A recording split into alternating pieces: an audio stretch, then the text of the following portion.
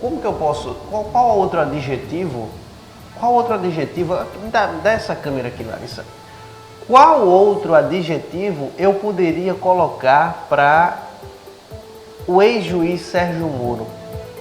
Alguém que se colocou na mídia como uma pessoa idônea, como uma pessoa que não tem vícios de caráter, uma pessoa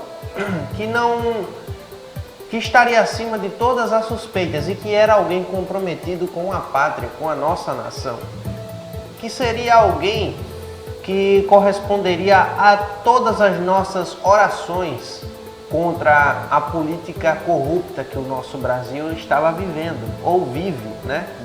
Desde os primórdios da política daqui. Seria uma pessoa que poderia, não sei, de alguma forma ser a salvação, a exceção, melhor dizendo, a exceção do que a gente tem dentro da política, de cargos altos. Alguém que disse que não seria político, alguém que não se candidataria a nenhum cargo político, mas que na primeira oportunidade ingressou na política. Que alguém que fez de tudo para retirar do páreo uma pessoa que claramente tem o queremismo, entre aspas. Alguém que tem o queremismo ou o bem-querer de muitas pessoas desse país. Não estou dizendo que todos, mas a maioria, tanto que se consagrou nas urnas e se consagraria naquela época, em 2018. Sérgio Moro, que se aliou junto com o Ministério Público lá do estado do Paraná e que, ironicamente, este mesmo Ministério Público pede a sua cassação, dá o parecer favorável para a sua cassação, porque entende que Sérgio Moro precisa ser cassado. Vamos entender o porquê que o Ministério Público deu esse parecer favorável. Olha, o Ministério Público defendeu que seja acolhida parcialmente uma ação eleitoral contra Moro por abuso de poder econômico. Foram gastos 2 milhões de reais durante a pré-campanha de 2022. Entre as despesas questionadas nas ações estão a compra de um carro blindado e gastos com segurança. Moro diz que os gastos não tiveram impacto na campanha. Os procuradores descartaram as acusações de que a chapa de Moro tivesse feito uso de Caixa 2. O parecer é assinado por Marcelo Godoy e Heloísa Helena Machado, da Procuradoria Regional Eleitoral do Paraná.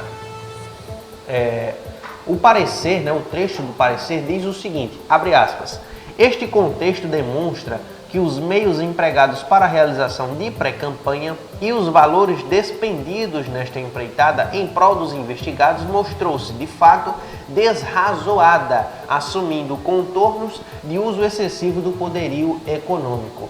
Os procuradores também defenderam a inelegibilidade de Moro e do suplente Luiz Felipe Cunha. Em nota, o senador Sérgio Moro disse que discorda do parecer da Procuradoria Eleitoral e que considerou os gastos fora do Paraná e aqueles em diferentes eleitorais.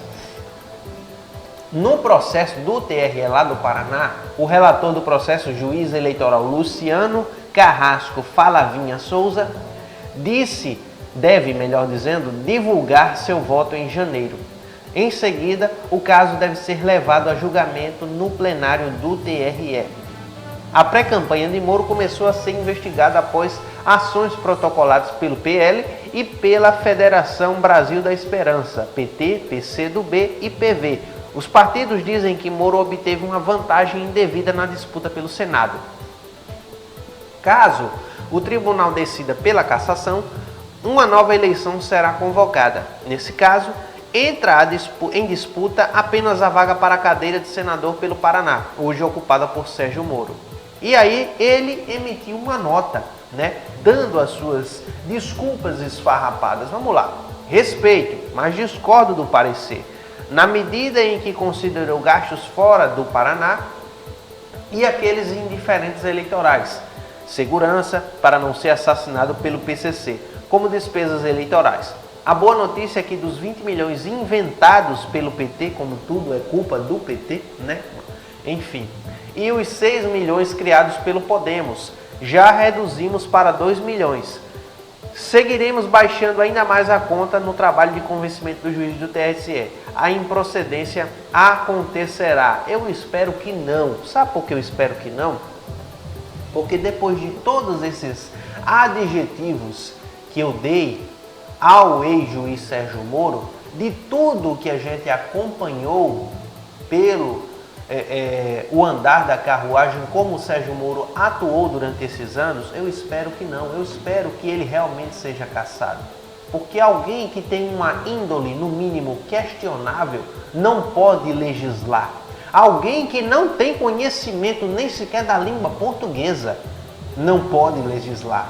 Alguém que, mesmo tendo sido juiz e condena alguém por atos indeterminados que não existem na nossa Constituição, não pode legislar. Ele não pode atuar em canto algum.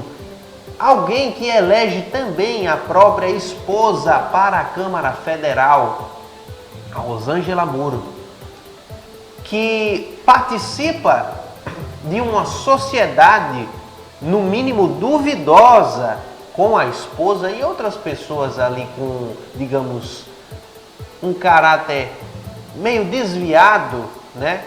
Não pode legislar. É uma pessoa, é esse tipo de pessoa que a gente tem que extinguir de dentro do nosso Congresso.